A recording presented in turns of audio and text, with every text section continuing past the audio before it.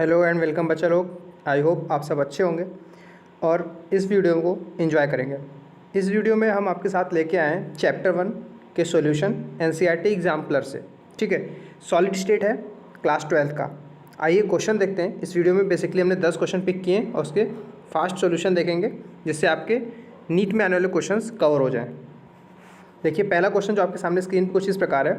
Which of the following condition favours the existence of a substance in the solid state.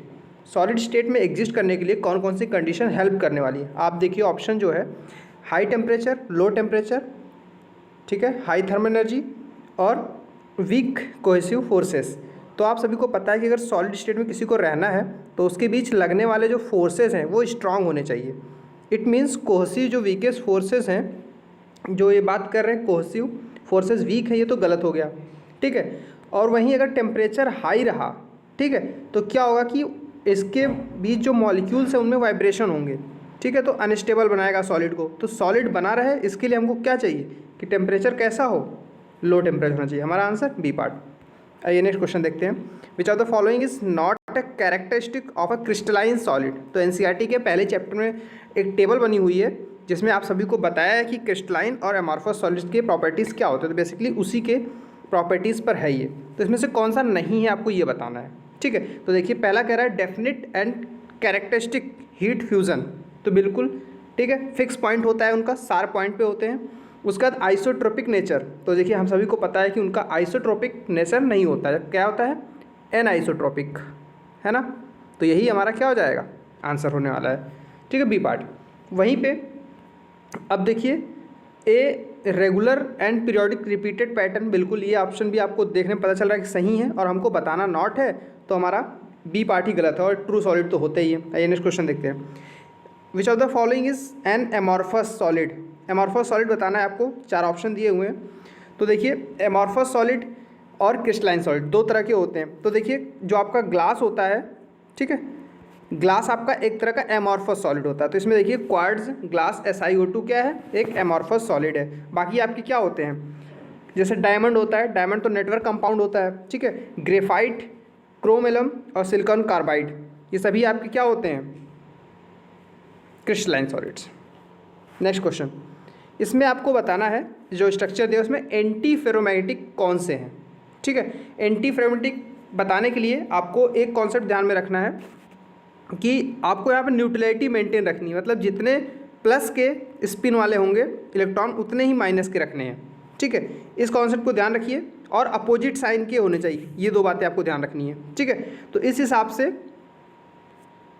Anti ferromagnetic के इस case में जो मैंने बताया है, तो इसमें तो सारे आपके, ठीक है, अगर हम अपवर्ड वाले को प्लस ले तो और डाउनवर्ड को माइनस ले तो सारे पॉजिटिव हो गए, तो ये गलत हो गया। ऐसे इसमें सारे निगेटिव, ये भी गलत।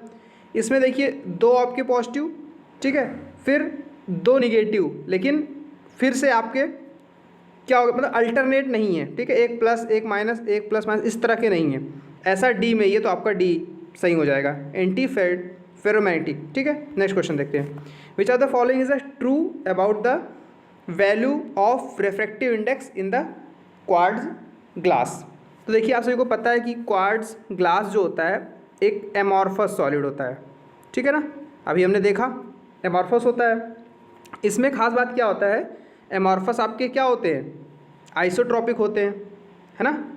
आइसोट्रॉपिक मतलब पूरे सॉल्यूशन में आपको जो प्रॉपर्टी दिखेगी वो हर एक जगह सेम दिखने वाली है। ठीक है, same in all the direction. तो आपका क्या हो जाएगा, ए पार्ट आपका यहाँ पे आंसर होने वाला है। वहीं पे अगर क्रिस्टलाइन होता, ठीक है, तो क्रिस्टलाइन में क्या होता है, ये क्रिस्टलाइन आपके एनिसोट्रॉपिक होते हैं। ठीक है, तो वहाँ पे क्या होता है, प्रॉपर्टीज़ डायरेक्शन के साथ बदल जाती हैं। ठीक है, तो आंसर कौन सा होगा यहाँ पे, ए पार्ट। आइए नेक्स्ट क्वेश्चन देखते हैं। विच of the following statement is not true about the amorphous solid. फिर से देखिए यहाँ पे एमॉर्फस सॉलिड की बात कर रहा है। तो आप सभी को पता है ये इरेगुलर होते हैं। ठीक है, इनका शार्प मेल्टिंग और बॉइलिंग पॉइंट तो होता है, लेकिन इनकी प्रॉपर्टीज़ जो होती हैं वो डायरेक्शन के हिसाब से वेरी कर जाती हैं। ठीक है, एमॉर्फस सॉलिड के, और उसके बाद ये आइसोट्रॉपिक नेचर के होते हैं। ठीक है ना, इतनी बातें आपको ध्यान रखनी है। आइए ऑप्शन देखते हैं। ऑन हीटिंग दे में become crystalline at a certain temperature. तो सही बात है ये, हीटिंग करने के बाद वो कुछ टेम्परेचर ऐसे होते हैं जिसपे वो क्रिस्टलाइन फॉर्म में कन्वर्ट हो जाते हैं, तो पहला सही है। दे में become crystalline on keeping for a long time, ये भी सही है, अगर लंबे समय तक उनको रखा जाए तो वो क्रिस्टलाइन फॉर्म में कन्वर्ट हो सकते हैं। एमॉर्फस सॉलिड की बात करें तो इनको मोल्ड किया आता है, किया जा सकता है हीटिंग करने पे, ठीक है। और अगर लास्ट ऑप्शन की बात करें तो they are anisotropic in nature, ठीक है। तो यही ऑप्शन हमारा क्या हो जाएगा, गलत होने वाला। हमको बताना क्या है, नॉट करेक्ट, तो डी पार्ट हो जाएगा। क्योंकि एमॉर्फस सॉलिड कैसे होते हैं, आइसोट्रॉपिक। इनकी प्रॉपर्टीज़ जैसे हमने देखा था ना ग्लास के केस में, उसका जो रिफ्रैक्टिव इंडेक्स होता है हर जगह सेम होता है, तो आइसोट्रॉपिक। एमॉर्फस आइसोट्रॉपिक होते हैं, यहाँ पे एनिसोट्रॉपिक कह रहे हैं, तो ये गलत हो जाएगा।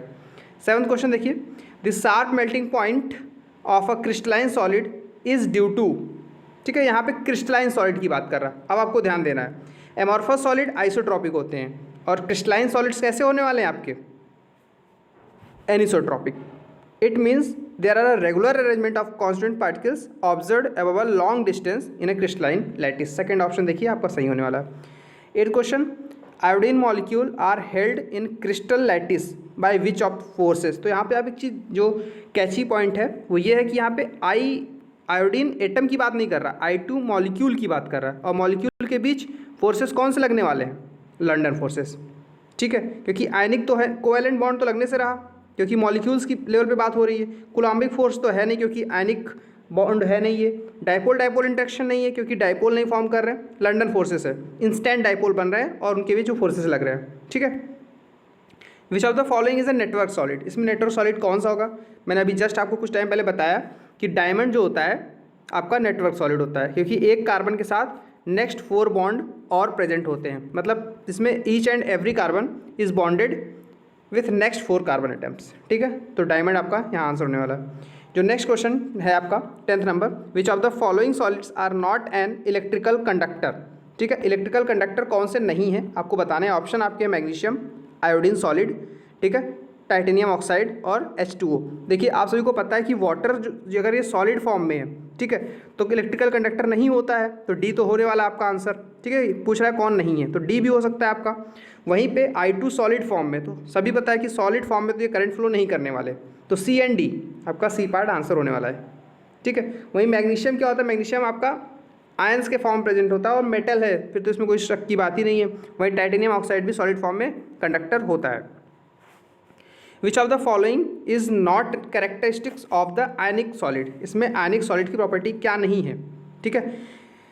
तो आपको नहीं बताना है, इस बात को नोट रखिएगा, ठीक है। एनिसोट्रॉपिक नेचर होते हैं, तो सही बात है, उनकी प्रॉपर्टीज़ जो होती हैं एनिसोट्रॉपिक होती हैं, मतलब सब जगह इक्वल नहीं होती हैं, वेरी करती रहती हैं, ठीक है। वेरी स्ट्रॉन्ग फोर्सेस, आप सभी को पता है कि आयनिक फोर्सेस सबसे स्ट्रॉन्ग फोर्सेस होते हैं केमिकल कंपाउंड्स के।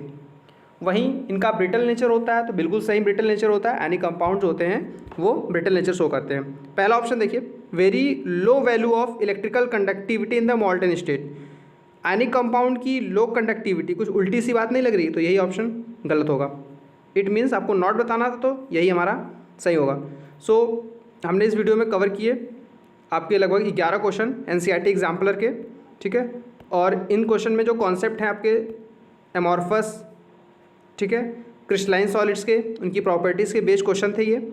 आई होप आपको पसंद आएगा और इन क्वेश्चन को प्रैक्टिस करिए, और अगर क्वेश्चन रिपीट होते हैं तो आपके गलत नहीं होंगे। सो इस वीडियो में इतना ही। Thank you very much.